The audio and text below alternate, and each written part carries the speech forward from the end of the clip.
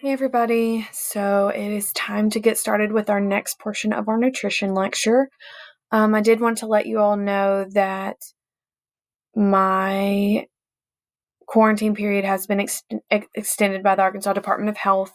I will not be back in classes until the 24th of this month.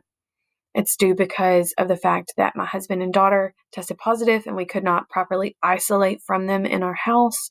So we will have to quarantine for longer. So I don't really like it, but we'll just have to continue onwards the best that we can. I'm available, like I said, always through comments on Google Classroom, emails. I'm answering all of that just as quickly as I can. So just let me know whatever you need, and I will take care of it. So where we stopped off was talking about organic, natural, and health foods. So a lot of these are really popular right now, especially organic. That's a really big push right now for things that are organic. A lot of people feel that they are safer, maybe even healthier. They are more superior because there's no pesticides. A lot of them use natural fertilizers as opposed to man-made. So think about things like manure versus Miracle-Gro. However, one of the big key things is that there are no pesticides used in organic foods. That is another reason why they tend to cost more, is because it is harder to grow them. Without using those pesticides and fertilizers, usually crops are smaller. There's less yield, which means that the food that they do produce has to be sold at a higher value because it took more work. That's why those prices are the way that they are. Now, in general, all foods are obviously organic because organic compounds are made of carbon, but organic in the health food industry means no pesticides and natural fertilizers. Now, let's get into some of the different ways that people can choose to eat. And there are different levels of vegetarianism that we are going to discuss. In general, a person is a vegetarian if the majority of their diet is based upon plant products. Okay. Now, there are different combinations, and we're going to talk about several of those different combinations as we move forward, but the basis is plants, not animal. Okay. Now, there could be a lot of different reasons. Could be economical, can be religious, could be philosophical, could be cultural. I've seen people, I actually had a friend that she went vegetarian first, and then she actually converted all the way to full vegan. Hers was health related, and she saw great improvements in her health, but it was suggested to her by her doctors. She just didn't make that choice on her own. It can be a fad. People can view it as the cool, healthy thing to do. However, they're usually not successful when they go about it in that route. It is much better if you're doing it with a lot of knowledge base, so that way you are getting all of the nutrients you need and you don't become deficient in something. You've got to very, very carefully plan, because if you remember protein sources, there are essential amino acids, 20 of them that we need, and they're not found. All 20 are not found in any single one plant item. So you have to eat a large variety to get all of those essential nutrients, not to mention getting in your minerals and vitamins too. So let's look at some of the different levels. Vegan is what we consider to be the most restrictive form of diet, in that absolutely no animal products. None. Typically, vegans will also choose to not wear or utilize products that come from animal sources, had testing on animals, anything of that nature. None. Nothing. Big thing here is that they've got to be able to get enough calories. B12 can be difficult to get, calcium, zinc, and iron. Those are the big ones that they need to focus on because those are the hardest to get within their diet. Typically, it is a step process to get all the way to vegan. You need to do some type of a vegetarian first and then work your way to it, instead of just going from a typical everyday omnivore diet to a total vegan diet. Now, a lacto-vegetarian, lacto comes from the term lactose. So this typically means that milk products or dairy products are available for a lacto-vegetarian. So things like butter, yogurt, milk, cheeses, those are typically okay with the plant foods. In this category, the biggest things they need to watch for are iron and zinc. Then we have the lacto-ovo vegetarians. Lacto, lactose, ovo. You may want to guess what ovo stands for. ovo is for eggs. So this person is the consumption of plant, milk products, and eggs. Iron is still a problem here. Protein, not as much, because the eggs do help to fill that in, as well as the dairy, but iron is still a big issue. There can also be a lot of different combinations. You could just be an ovo-vegetarian. Pescatarian is another common one. That one is, you hear a lot of more religions based on that, and that is fish. It is vegetarian plus fish items. That's another really common one. Okay, so let's switch gears and talk a little bit about your pre-event nutrition. Think about the kinds of things that you want to eat before you do your events. Do you want a lot of like really, really heavy fried foods, greasy foods, or do you want filling foods, like things that are easy on the stomach? Usually the way that we see doing nutrition is that we do carb loading 24 to 18 hours beforehand. That helps to make sure that we've got a nice, good level of blood glucose and liver glycogen to help to power us. It also helps to make sure that we've had plenty of time for our bodies to digest that food, because we don't want to go into a game and be like, oh crap, I gotta go to the bathroom. That's not what anybody wants to think about. I don't care what your sport is. You don't want to feel that way just a little bit into your event. Used to, a very traditional pre-event meal was steak and eggs. It was high levels of protein. I don't know, but that was a very traditional pre-event nutrition. Now, long-term food consumption is much more important. That's why I say we try to do it beforehand. You need to maximize those carbohydrate stores in the muscle and blood glucose, like I just said. And then remember that carbs are absorbed and used in different rates. So a lot of times when we see carb loading, number one thing it typically is pasta. Pasta, rice, bread. Excuse me. Those are typically what we're going to see people taking in when they're trying to carb load. Now, we're not eating that within 2 to 4 hours of an event. That's not going to be a good idea. You could have maybe a PB&J. That level of bread, that's okay to have within that window before event. But typically we do a big heavy meal, 12-ish hours, and then it's much smaller snacky stuff right up until game time, because that's easier on the stomach, better to digest. You're not going to have that weird sloshy feeling when you're going out there. And heaven forbid, please don't do milk products before an event, especially if your event is occurring when it is hot. Okay, the worst thing ever is to have a big bowl of cereal and then go to like football practice. It literally is just going to curdle and be so nasty in your stomach and make you feel so sick. Don't do it. It's terrible.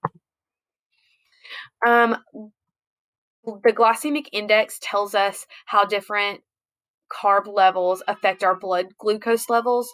So you could use this as a value to tell, is stuff good or not. Low to medium GI, which is the glycemic index, that's recommended before an event, because it doesn't make your blood glucose or your blood sugar spike really high. You don't want that. You want it to stay pretty steady, so that way it's released all throughout the game and you don't hit a point where you're like feeling fatigued and weak and yucky because your sugar's getting low. And like I said, we don't want to eat things that are going to make us sick at our stomach, okay? Don't eat really, really greasy foods, because those are going to come right through you and they could make you end up having tummy troubles. As far as our hydration is concerned, we can do liquid supplementation. So think about like proteins, protein drinks, smoothies, muscle milks, things of that nature. They are really effective. They tend to be successful. They're usually pretty easy on your stomach. 225 to 400 calories per serving. So they can help with a lot of problems as far as like nausea, cramps, things like that. We do suggest that you stick to more of like a smoothie, Powerades, Gatorades, lighter things before, and save the more dairy-based things for afterwards, like protein drinks of any kind, milk drinks of any kind, save that for after.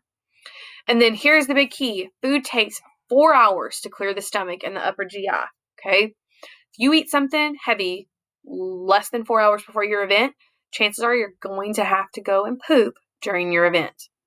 Not what you're going to want. Not at all. Okay? So you typically want to wait 4-hour mark.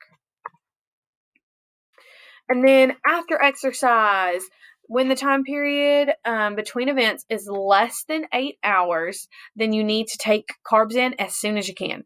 So think about maybe you're running a tournament and you've got a game. You played a game and you got another game in like 4 hours. Carbs need to go in soon because you need to boost your recovery and replenish everything that you use so you can be ready to go again. However, complete restoration in your body takes 20 to 24 hours. That's why people start breaking down as you go into multi-event. Think about track, like multi-event, heptathlons, decathlons. That's why those are so hard. Your body is not getting a chance to recover in between events. Typically, we say between 0.45 and 0.55 grams of carbs per pound this time for each of the first 4 hours.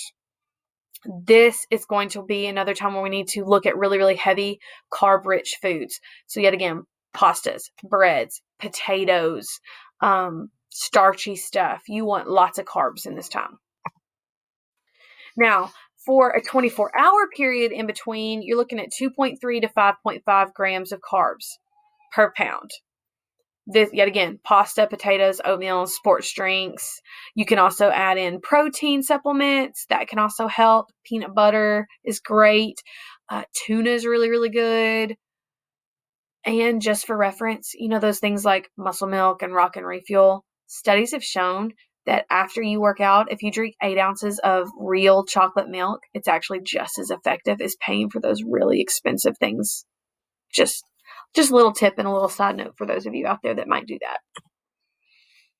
What about fast food? I think we're all guilty. You can all put your hands up and be like, I'm guilty. I eat fast food. It's just so convenient. We can't help ourselves. It's convenient. We are a convenient kind of people. It is very much considered a way of life here in America as opposed to other countries, especially for traveling, especially if you are going to work, you're in between practice and work, really, really big. Now, the problem with fast food is that it has a very high fat content. If you remember, your fat intake for the day should be less than 30% of your total intake. Most calories from fat, 40 to 50% in our fast food. A lot of issues too, serving size. Most of the time we're getting medium and large sizes when they, you go and order your combo and they're like, what size you want? Small, medium, or large? Hardly ever do you hear the person's like, I want the small. Typically we want more and more and more. Okay. So we're taking in large serving sizes. Also, there's a huge variety. We're more likely to get more things. And then some places post the nutritional info. This has become much better. However, I can remember when I was in high school not having any idea what anything was worth because they didn't have to put it on menus. It didn't have to be posted anywhere. Now it has to be accessible in some way. So that does help a little bit. And then we have to get into low carb diets and our different diet plans. Okay. There are so many versions of dieting. There's keto, there's paleo, there's Weight Watchers, there's Atkins, there's Nutrisystem. Oh, there's so many different kinds. Most of them revolve around low carb intake though. You typically replace those carbs with either protein or fat. Typically then they view it as unused carbs are turned into fat. So if you're taking in less of them, you're less likely to turn them into fat. The more carbs you take in, it increases your insulin, which uses up your blood glucose, and that encourages fat to be deposited. So you're more likely to eat more carbs. So they want you to do less and less and less. Very, very, very common. Hyperinsulinemia just means that you have an elevated insulin in your blood. Okay. This can contribute to people becoming overweight. The more insulin that's there, the more likely it is that your blood glucose is going to be deposited into fat. And then that triggers your hunger response, which makes you want to eat again and again and again. So we don't want elevated levels of insulin in the blood. Now, if we restrict carbs too much, it can stop the insulin cycle. It improves your glucagon production. It enhances fat burning and cholesterol removal from blood vessels. So, I mean, there are benefits, but it's a balance. Your body needs carbs to run. So you have to find out how much is low enough to get the benefits that you want, but not too low that your brain stops functioning properly. Ketosis is a thing that the keto diet is based around. So if you were to change your diet enough to get yourself into ketosis, that stabilizes your blood glucose, reduces insulin, and it can trigger rapid weight loss. However, it is very hard to get the body there and to keep the body there. Okay. But that is the whole thing that the keto diet is based around, is getting the body to ketosis. Now, we've already mentioned carb loading, where we're increasing what we're taking in so that way our muscle and liver glycogen stores bump up. They're ready for event. Helps us to make sure that we've already cleared the metabolic waste out of our system, aka we went poop. Glycogen stores. Our muscles have more endurance. It's typically used a whole lot more in our endurance sports. Swimmers, track, cross country. However, y'all, this is good. I mean, it's going to be good for more people than it's not. Long duration events, think about soccer or a football game. Those are long periods of time. They say don't do it more than 2 to 3 times per year. I think if you're doing, we're not talking about sitting down and just binging on like every single thing that Olive Garden has to offer. I'm just saying take in a little bit heavier of a carb meal as opposed to a normal typical meal that you would eat. Fat loading is another thing that can sometimes be beneficial. The thought is fat is a more dense energy source, so it should be better energy. However, it can cause cardiac proteins to surface. It can deplete all of your potassium, which potassium is needed in the muscle contraction phase. It can cause heart arrhythmias, cholesterol problems, serum problems. It's not a good idea typically. Carb loading, we're okay. Heavier carbs. Fat loading, we're seeing more negative side effects than what we would hope the benefits would be. And then we are going to go ahead and stop as far as going to, no, okay.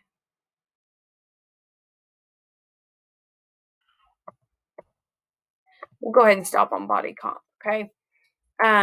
This will go through pretty quick. We'll be able to finish this up later this week. You will have a different type of assignment for Friday, so it won't be a me ed puzzle, it won't be my face, but you will have another assignment that you'll be doing on Friday. As always, if you need me, please reach out to me either through comments on Google Classroom or email, whichever works for you. Just reach out and let me know what I can help you with.